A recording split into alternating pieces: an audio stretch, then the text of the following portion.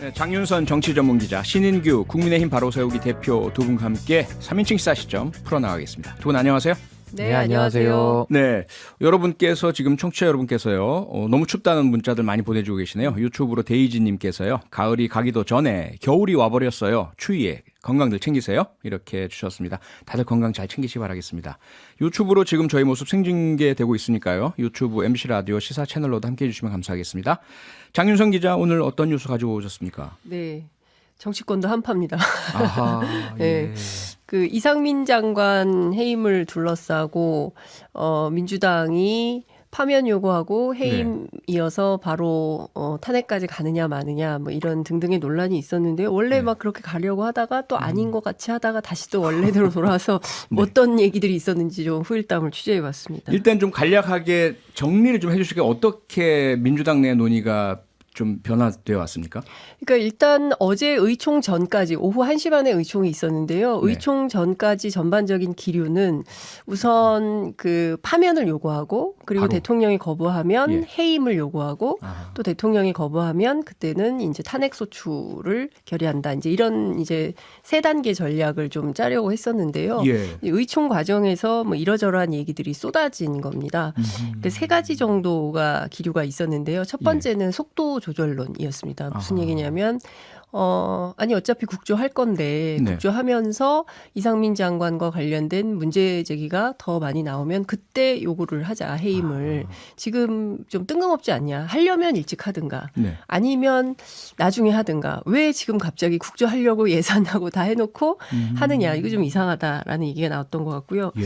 두 번째는 그냥 해임 요구만 하자. 왜냐하면 이것은 이제 탄핵 소추로 갔을 때 실질적인 그 정치적 부담, 역공 가능성도 있고 부결됐을 때 어떻게 할 거냐, 뭐 이런 등등의 이제 문제들이 좀 제기됐던 것 같아요. 네. 그래서 이제 논의를 하나로 모으지 못한 것 같습니다. 그러면서 그냥 원내 지도부가 알아서 결정하세요. 일임 이런 방식으로 결정이 됐었는데요. 예.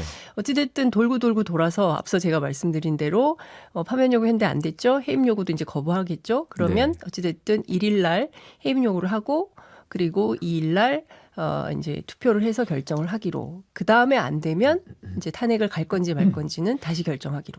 다시 결정하기로요. 네. 그럼 수순상 어쨌든 해임 건의안은 아마 상정되고 의결은 될 것 같은데 네.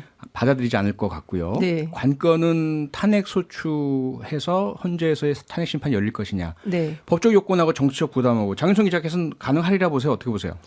가기는 할 것 같아요. 왜냐하면 예. 이제 잘 아시는 것처럼 국무위원 해임 건의안은 재적 의원 3분의 1의 발의하고 그다음에 재적 의원 과반수 찬성으로 의결되니까 사실 그 정족수는 맞췄다고 이제 볼 수 있어서 할 네. 수는 있는데 문제는 이제 여당의 반발과 예. 그다음에 정치적 부담과 그렇죠. 실제로 가결이 된 이후에 이 심판을 가져가는 과정에서 검사 역할을 해야 되는 법사위원장이 김도우 국민의힘 의원이고 예. 그러니까 어찌 보면은 좀 첩첩산중의 길에 있다. 그래서 네. 민주당이 이 길을 잘 넘을 수 있을 것인가에 대해서는 당 내부에서도 약간 회의적인 시각이 존재하는 것 같습니다. 신인규 변호사께서는 어떻게 보십니까? 민주당의 이러한 이상민 행안부 장관에 대한 대응이요. 일단은 사실 저는 이상민 장관 그 이태원 참사, 그 12구 참사에 대해서 저는 정치적 책임 져야 된다는 입장이고요. 저는 네. 한덕수 총리까지도 정치적 책임 져야 된다고 생각하는데 예. 지금 어쨌든 간에 정치적인 책임이라는 것은 안 지는 것도 정치적인 결정이거든요. 그래서 저는 그 국민들께서 다 비판하실 거다 이렇게 보고요. 예. 지금 민주당은 사실 야당 역할을 제대로 못하고 있습니다. 왜냐하면 장 기자님께서 말씀하신 대로 해임 건의를 할 거였으면요. 바로 들어가가지고 그 여론을 가지고 바로 이제 자리에서 내려오게 만들었어야 되는데 네. 그때는 일을 제대로 못하다가 이제 와서 국정조사 합의하고 나가지고 아하. 갑자기 또 해임 건의안 내지는 탄핵을 들고 나오니까 이거 순서가 좀 뒤바뀌었다. 오히려 국정조사에 미온적이었고 좀 솔직히 말해서 하기 싫었던 국민의힘에게 오히려 반대할 명분을 더 깔아준 셈이다. 그래서 저는 굉장히 잘못됐다고 보고요. 네. 사실 이게 부작위를 인한 책임이기 때문에 헌법과 법률상의 책임을 묻기가 상당히 좀 어려운 면은 솔직히 있습니다. 그래서 저는 만약에 탄핵을 할 거면요. 네. 경찰청장은 탄핵 대상이 되거든요. 경찰법에 의해서 탄핵 대상으로 되어 있기 때문에 예. 차라리 경찰청장에 대해서 탄핵을 넣는 것이 오히려 더 낫지 않겠나 저는 이런 생각을 좀 했습니다. 네. 장윤선 기자님, 지금 신인규 대표 말씀 주셨지만 국민의힘은 바로 기다렸다는 듯이 민주당이 이상민 장관에 대한 해임 건의안 또는 뭐 탄핵 소추 그러면 우리는 국조에서 빠지겠어 이렇게 나오지 않습니까? 네. 그러면 국정조사라는 것이 지금 상당히 중요한 유가족이나 국민이 요구하시는 것인데 네. 민주당은 그러면 여기에 대해서 어떻게 대응을 해야 될까요? 민주당은 우선 개문발차로 시작을 하겠다는 입장인 것 같습니다. 개문발차요. 예, 그러니까 일단 문은 열어놓고 예.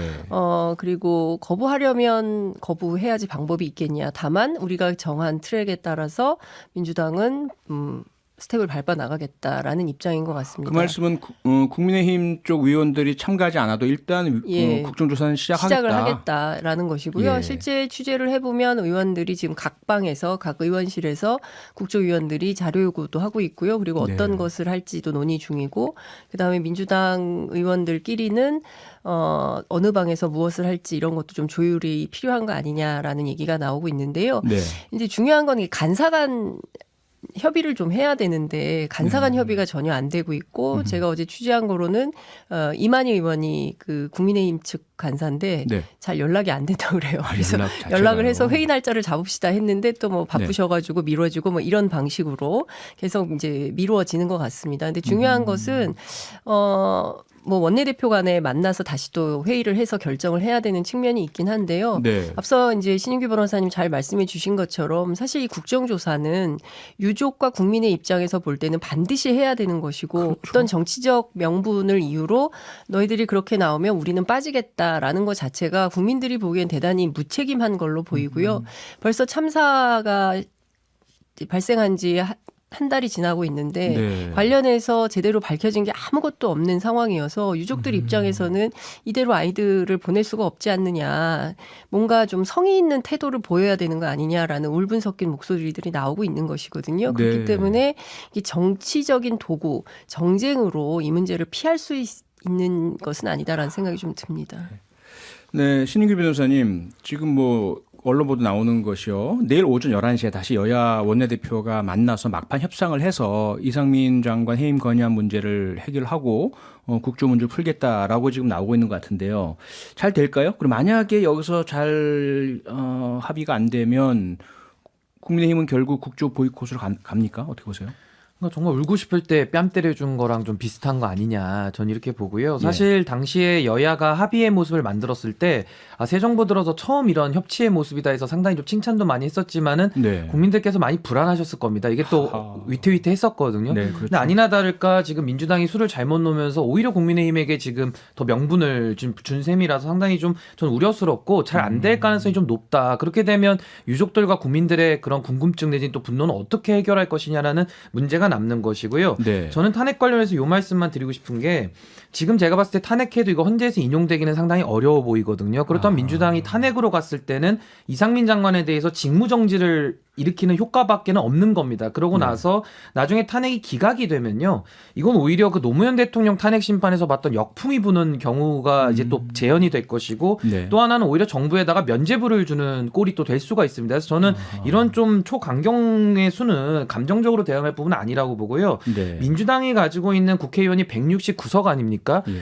국회의원 한 명 한 명의 힘이 얼마나 막강합니까? 한 명 한 명이 일을 제대로 안 해서 그렇지 정말 제대로 된 역할과 그 권한만 발휘한다면은 전 이상민 장관 앉혀놓고라도 상시 국회 열어가지고 항상 관리감도 할 수 있다고 보거든요. 네. 좀 그런 본질적인 역할에 충실해주기를 좀 부탁하고 싶습니다. 네, 말씀하신 예. 것처럼 신 변호사님 제가 민주당 국회의원을 만나는 것 같은 느낌이 좀 들었는데 국민의힘. 예, 국민의힘인데 민주당 예. 같은 왜냐하면 저런 의견을 가지신 분들이 계세요. 그래서 네. 결정을 못 하고 있는 겁니다. 아하. 그러니까 무슨 얘기냐면 예. 그 노무현 대통령 때의 그 역공의 기억을 갖고 있는 정치인들 수도 이전 입장에서는 문제가 뭐 예. 유명이다라고 해서 그렇죠. 예. 그러니까 이 문제 같은 경우 상당히 심각한 문제가 될 수 있다. 그러니까 네. 정밀하게 검토하지 않은 가운데 섣부르게 했다가 오히려 역풍을 맞으면 그거는 감당할 수 없는 수준의 신뢰의 추락으로 이어질 수 있기 때문에 네. 상당한 부담이 있는데 그걸 꼼꼼하고 정치하게 검토한 게 맞냐. 이제 이런 내부 논의가 있었던 걸로 알고 있습니다. 예. 그래서 탄핵을 할지 말지에 대해서는 아직도 유보.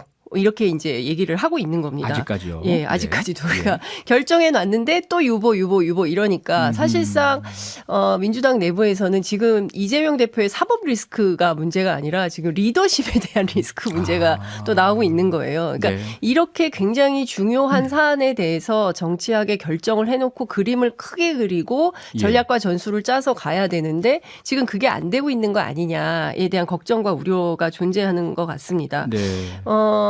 그럼에도 불구하고 예. 민주당에서는 어떤 게 있냐면 이제 직무정지에 대한 정치적 효능감을 좀 보는 것 같아요. 일단 효과는 나타나니까. 이상민 장관을 직무정지를 시켜놓고 그리고 나서 이러저러한 것들을 훨씬 더 수사하고 하는 것에 도움이 되지 않겠느냐. 네. 그리고 탄핵이 가결이 된다고 한다면 직무정지뿐만 아니라 이후에 다른 윤석열 정부의 여러 가지 문제들도 지적을 함께 할 수 있기 때문에 그 문제도 네. 좀 같이 보고 있는 측면도 있는 것 같습니다. 근데 저는 그게 좀 근육자랑으로 비춰질 가능성이 상당히 높고요. 힘자랑. 힘자랑이고 당시에 그 노무현 대통령 탄핵이 이제 정치적 탄핵으로 갔기 때문에 헌재에서 구제가 된 것인데 네. 그 여파가 어마어마했죠. 열린우리당이라는 이제 뛰어나온 40석짜리의 정당이 총선에서 일당이 결승했죠. 돼버렸습니다. 네, 총선 그렇죠. 과반을 할 정도로 역풍이 세게 불었기 때문에 네. 이 부분도 조금은 신중하게 민주당이 고려를 해야 될 것이다 이렇게 봅니다. 그리고 이제 알겠습니다. 또 하나는 국조의 목표가 자칫 잘못하면 이상민 장관 탄핵 또는 해임이 중심인 것처럼 돼버릴 수가 있기 때문에 그러게요. 그런 문제는 좀 배제해야 되는 측면도 있다. 그러니까 다양한 정치적 고려가 필요한 측면이 있다. 이런 얘기도 나옵니다. 네. 그리고 국정조사에서 정부 측이 좀 자료 제출이라든가 증인 출석이라든가 네. 좀 협조를 해야만 진상규명에 도움이 될 텐데 네. 이렇게 여야 간에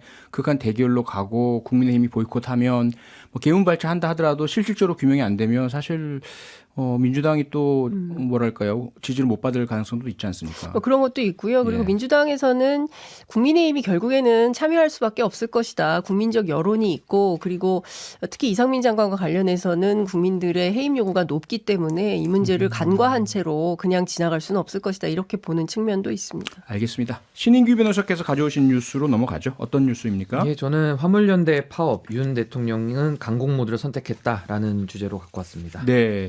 일주일째 접어든 화물연대 파업. 어제 정부에서는 업무 개시 명령 그 법 제정 이후 처음이죠. 처음으로 실제로 시행을 했습니다. 화물차 기사 300여 명에게 명령서 송달했다면서요.